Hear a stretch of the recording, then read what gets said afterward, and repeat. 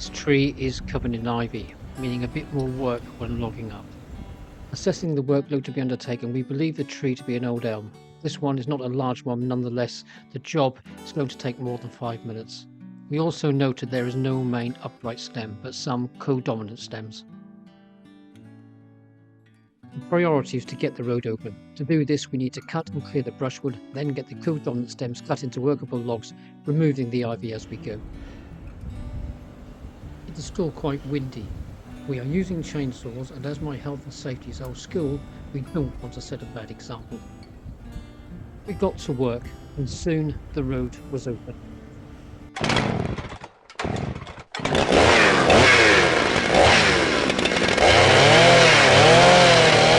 We will put as many of the logs as we can well back into the verge and cover in the ivy and brushwood to conceal and leave for nature to make use of.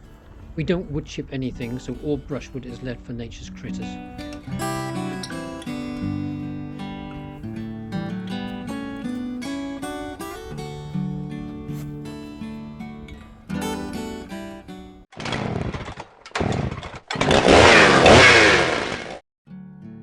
The logs we cannot cover we will take home. If we leave them on the verge uncovered, they will be retrieved by someone looking for firewood, so we might as well have some benefit from our labours. Having said that, experience tells me elm logs are super hard and are going to be super hard to split. We loaded the remaining logs into the trailer and offloaded at home, ready for splitting.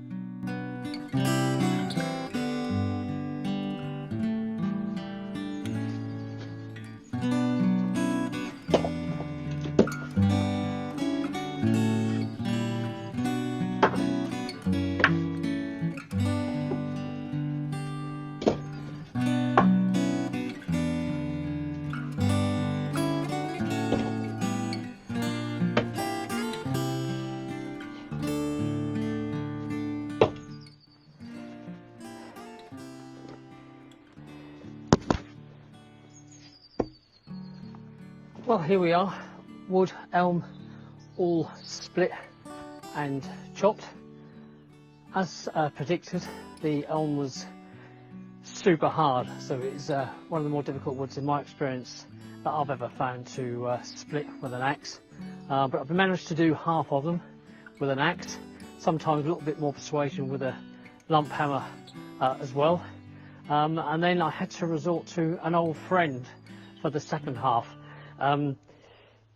Some jobs, some tasks, some jobs in my book nowadays are just too hard sometimes to take on. They fall into the category of life's too short. So I called upon an old friend and we got the job completed. Well, this is my old friend, the chainsaw. It's a steel chainsaw of 023. I've had it for about 23 years and it's just come back from a service at Felthorpe Lawnmower Services. And thumbs up guys, you've done a cracking job. This chainsaw went through that knotty hard elm like a hot knife through butter, so fantastic job. Not being paid to say that, but sometimes you've got to give credit where credit's due, so thanks chaps, wonderful job. So it's made my life a lot easier. I finished off the last half cheating with a chainsaw, but it's all done. And I have some additional firewood from the efforts. So here we are, as you can see, that's the majority in there, that's that elm from the road. Half I left there, half I brought back and say complete the task with the aid of an axe and the chainsaw. But that will stay there and probably season for at least 2 years before I use that. If I just take you to the next bin along, this is some other wood that I've done in the beginning of the winter. This is a bit more. So this is in the middle there, there's some oak and some ash, and there's also a fair bit of acacia. We had an acacia go down in the paddock, and I can't just leave that where it is. I have created piles of some of the brush and the logs, but others I have chopped up, split and chopped for firewood, and the same over here. So I have enough firewood to see me through probably next winter and a good part through the winter after.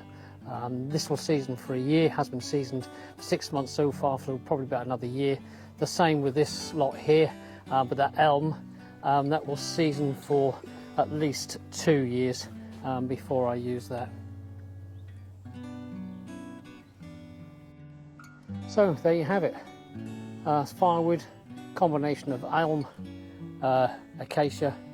There's some apple in there, some old apple, but mainly ash and oak as well. I do feel it's important to say at this point, when I've been putting out all this firewood that I have, most of it is fallen on the road. So I've left what I can on the verges, but the rest I've had to bring home because it will just get taken anyway. So I might as well have the use of it if I'm putting the work in. But a lot of it has been left down on the verge and covered with brush and ivy and other plants down in the vegetation, just to keep it away so the public can't see it. Anything that falls inside the Smallholding Larter Oasis, that's left mostly where it falls, and that's of great benefit to nature.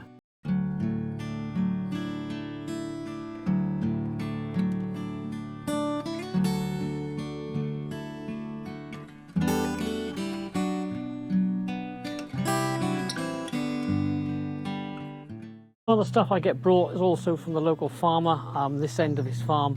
If it falls into his fields and he doesn't need it, he'll quite often saw it into chunks and drop it off at the drive, and I'll then saw it up and use it here and store it for firewood.